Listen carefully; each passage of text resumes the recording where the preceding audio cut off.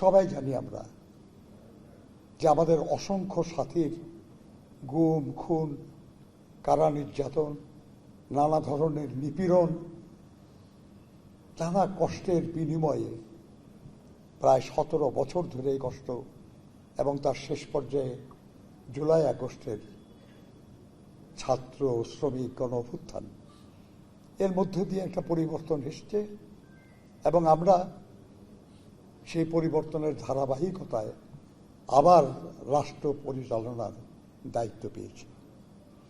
বাংলাদেশের মানুষ ভুল করে না।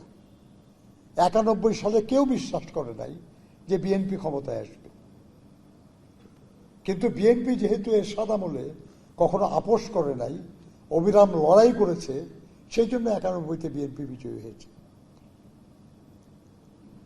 এই 17 বছর ধরে বিএনপি আবার অবিরাম লড়াই করেছে, আপোষ করে নাই। এক ধরনের হাইপ সৃষ্টির চেষ্টা হয়েছিল নির্বাচনের আগে যে বিএনপি জিতছে না, অন্য কেউ জিতছে।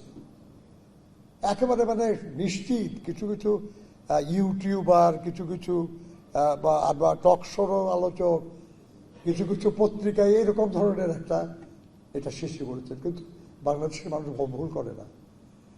আপোষহীন দল, আপোষহীন নেত্রী বেগম খালেদা জিয়া এবং তার স্থানে, তার অনুপস্থিতিতে জনাব তারেক রহমানের নেতৃত্বে যে বিএনপি, সেই বিএনপিকে জনগণ বিজয়ী করেছে। শুধু বিজয়ী না, 91 সালের বিজয় যেমন অবিশ্বাস্যের মতো মনে হয়েছে, এই বিজয়ও প্রায় সেরকমই। শহীদ জিয়ার আমলে আমরা এত আসন পাই নাই, বেগম খালেদা জিয়ার আমলেও আমরা এত আসন পাই নাই। এইবার আমরা যত আসন পেয়েছি সংসদে, কিন্তু কি অবস্থা বলেন, যে একটা বিপর্যস্ত রাষ্ট্র কাঠামো আমরা পেয়েছি, একটা বিধ্বস্ত অর্থনীতি আমরা পেয়েছি।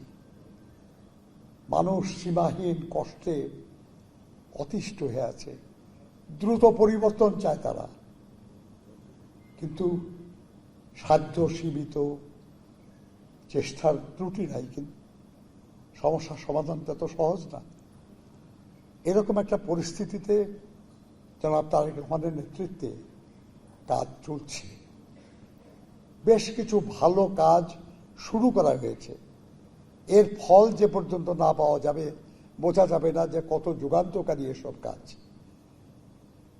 কিন্তু এই কাজগুলি সম্পাদনের জন্য যে শান্তিপূর্ণ অবস্থা দরকার, আমরা বুঝতে পারতেছি যে সেই সময় বিরোধী দল হয়তো দিতে চাইবে না, কারণ তারা মনে করে যদি সময় পায় বিএনপি আর যদি তার কাজে সাফল্য অর্জন করতে পারে, তাহলে তাদের জন্য ভবিষ্যতে ক্ষতিকারক হবে। এটা তারা না হয় বিরোধী দল সেটা করতে পারে, আমরা যারা দলে আছি আমাদেরকে অন্তত চেষ্টা করতে হবে যাতে করে আমরা সুশৃঙ্খল অবস্থায় আমাদের নেতা জনাব তারেক রহমানের নেতৃত্বে আমরা সবাই মিলে দলের সরকারের যে কার্যক্রম সেটা সফল করার ব্যাপারে যার যার অবস্থান থেকে দায়িত্ব পালন করতে পারি। আজকে সালাম তালুকদার বেঁচে থাকলে আমি জানি না যে আমি যেভাবে বলছি এভাবে এর চেয়ে অনেক ভালোভাবে, কিন্তু আমি নিশ্চিত যে একই কথা বলতেন। আমরা তারা তাকে ভালোবাসি, আমরা তাকে স্মরণ করছি এবং মুখে মুখে স্মরণ না, তার যে ভাবনা চিন্তা ছিল সেটাকে ধারণ করব আমরা। প্রিয় সাথী ও বন্ধুগণ, যারা এই আয়োজনে সহযোগিতা করেছেন, যারা দয়া করে উপস্থিত হয়েছেন, আমি সবাইকে স্মৃতি সংসদের পক্ষ থেকে আন্তরিক ধন্যবাদ এবং কৃতজ্ঞতা জানাই।